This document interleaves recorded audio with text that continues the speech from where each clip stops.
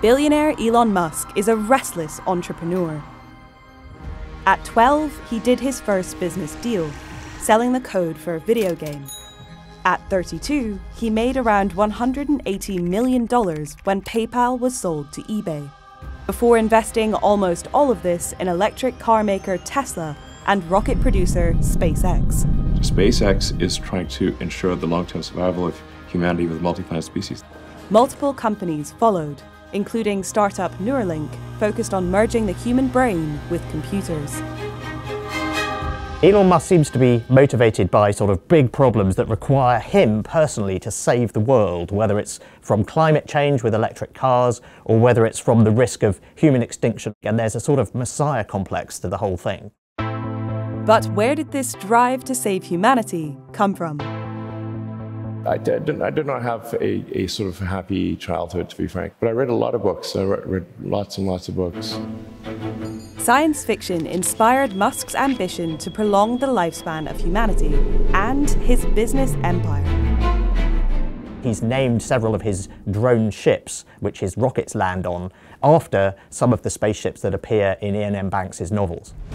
Musk was at university in the 1990s, when there was a huge surge of interest in existential risk. That was quite a formative influence, it would seem, on Elon Musk. Human civilization could come to an end for external reasons like a giant meteor or supervolcanoes. This concern with existential risk kind of joins up with Elon Musk's messiah complex, because by definition an existential risk is a big problem that needs to be solved. So how do Musk's achievements measure up to his ambitions? Tesla's impact on the car industry is really astonishing.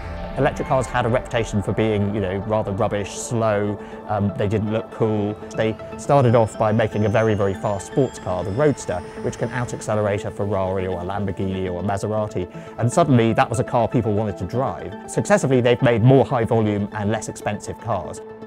But the road to ramping up production has been rocky.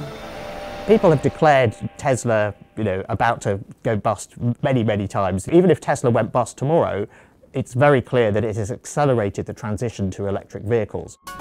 By 2040, it's estimated there will be more than 700 million passenger electric vehicles on the road. And about 3/4 of all new car sales will be fully electric. A big step in the right direction for Musk's efforts to help save the environment. 3, 2, 1, 0. But what about Musk's desire to save humanity from extinction by seeking out a brave new world? I would be happy if humanity has a self-sustaining city on Mars, because then the probable lifespan of humanity is much greater. He sounded completely mad when he started talking about this 20 years ago, but he's slowly getting closer and closer to his goal. After he invested around $100 million in space exploration company SpaceX, the first 3 orbit attempts failed. Musk is obviously a gambler, and many, many times he has put all of his money down and taken great risks. Many times he's come very, very close to losing it all. 0. We're in stage 1. Liftoff indication. The 4th rocket succeeded, and SpaceX's partly reusable Falcon 9 has slashed the cost of space launches, a vital step in getting to Mars. SpaceX absolutely dominates the business of launching stuff into orbit. It's bigger than everybody else in the industry put together, all the governments, everybody.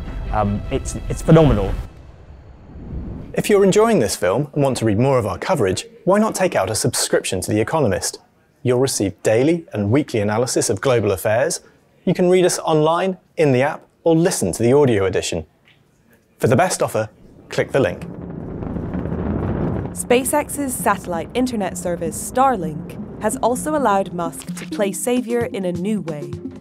It's been critical to Ukraine's armed forces. They absolutely depend on it so that they can coordinate their communications of their troops. They can do things like use it to control drones and see what's going on the battlefield. So that, in a strange way, gives Elon Musk an enormous amount of power. Musk is also sort of setting rules and limits on what can and can't be done with this technology, and thus what the Ukrainian army can and can't do. Now he's taking on new global challenges. Having solved how to make spaceflight cheap and how to make electric cars sexy, he's decided that he can solve anything. And furthermore, that those two big engineering problems are a good template for how he can solve other problems. Take free speech. Musk bought Twitter, now named X, in 2022 for $44 billion.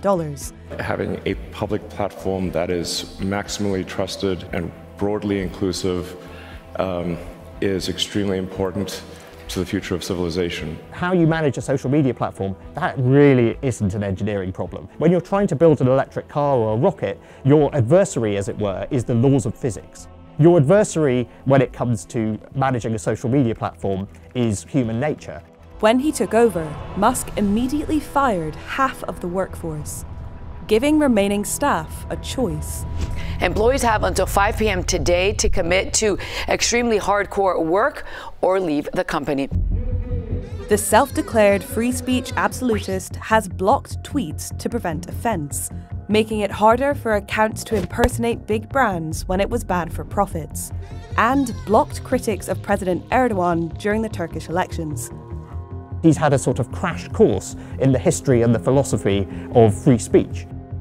Users voted for him to step down as CEO in December 2022, and he has now done so.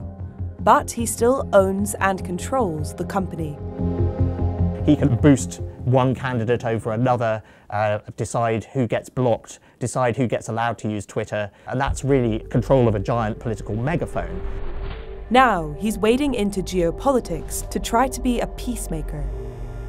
He tweeted a Russian-friendly plan to end the war with Ukraine. But Musk's efforts in international diplomacy might not be as altruistic as they appear. You have to remember when he talks about things like China-Taiwan or US-China politics, that he has enormous vested interests in these things. Tesla has a large factory in China and is planning on building another. Or if the US and China were to go to war and China were to seize foreign assets within its borders, that would all be very bad for Elon Musk. Elon Musk has done very well out of his mission to save humanity.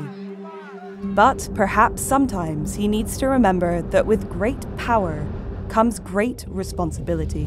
I don't think there's any doubt that Elon Musk is a figure of great, world historical importance. He's changed the trajectory of the car industry and of spaceflight, and he may yet change the trajectory of other things too. On the other hand, Elon Musk is one of these people who seems to wield an enormous amount of power and is extremely unpredictable. He changes his mind about things very often. That has serious consequences. One of the big questions is, will the good that Elon Musk does outweigh the bad? I'm Tom Standage, Deputy Editor at The Economist. For more of our coverage of technology, click the link. Thanks for watching, and don't forget to subscribe.